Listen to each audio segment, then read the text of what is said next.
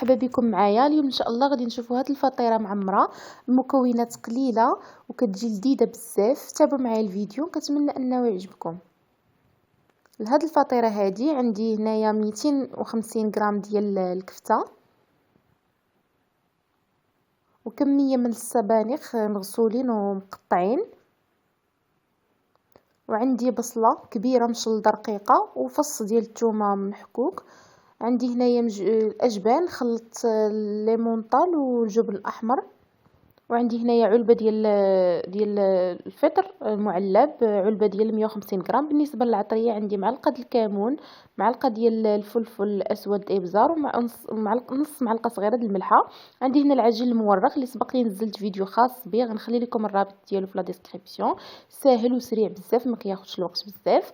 كناخذ مقله ما كتلصقش، كنسخنها مزيان وكندير فيها الكفته، ما كندير لا زيت لا والو، غير الكفته. وكندير العطريه اللي ذكرت، كنفتتها مزيان وكنحركها حتى كطيب.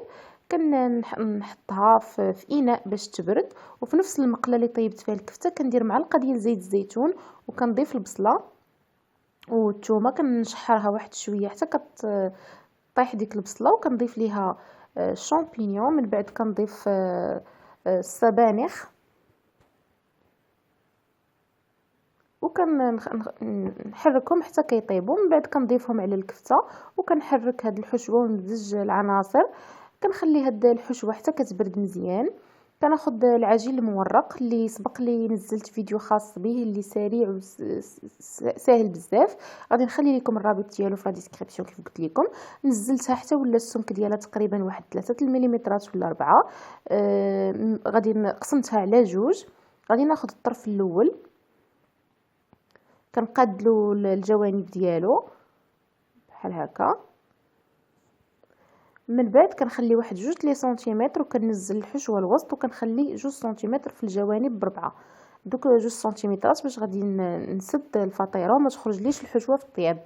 غادي نوزع الكفته وهاد الحشوه هادي بحال بطريقه متساويه بحال هكا. من بعد غادي ندير الجبن من الفوق حتى هو غادي نوزعو بطريقه على الجوانب، على زعما الكفته كامله.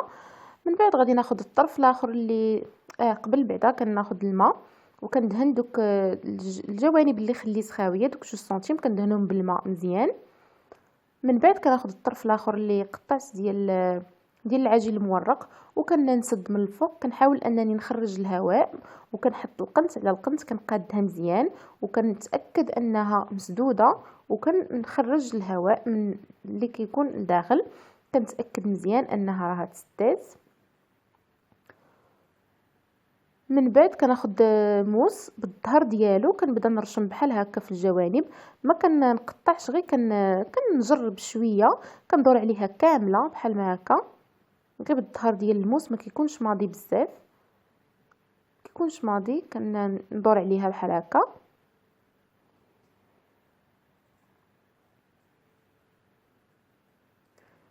من بعد كناخذ صفر بيضه ضفت عليه معلقه ديال الماء وكندهن به الظهر ديال الفطيره بحال ما هكا.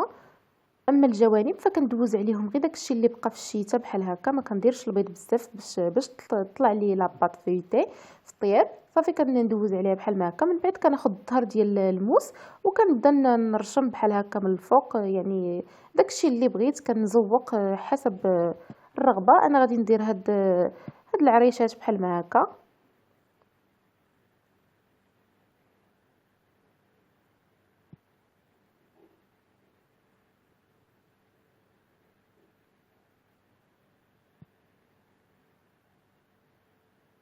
اختياريه، بامكانكم تخليوها يعني بلا ما تزوقوها، كل واحد وحسب الرغبه ديالو.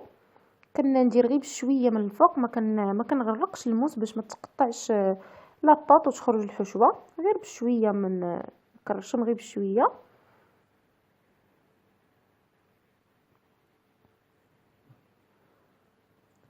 من بعد كناخذ كيردون كندير ثقب غير في الجوانب. كنكون مسخنه الفران، كندخلها كنمهل عليها، ما كنجهدش عليها العافيه بزاف. كنخليها حتى حتى كتحمر من التحت ومن الفوق. لاباط فيتي كتبغي انها تاخذ الوقت في الطياب، وهذه هي الفطيره تحمرات شويه ولكن عتقتها في اللحظه الاخرى. كتجي لذيذه بزاف، كتجي رائعه، كنتمنى انكم تجربوها ما غاديش تندموا. كتجي بحال ما هكا من الوسط. قطعها.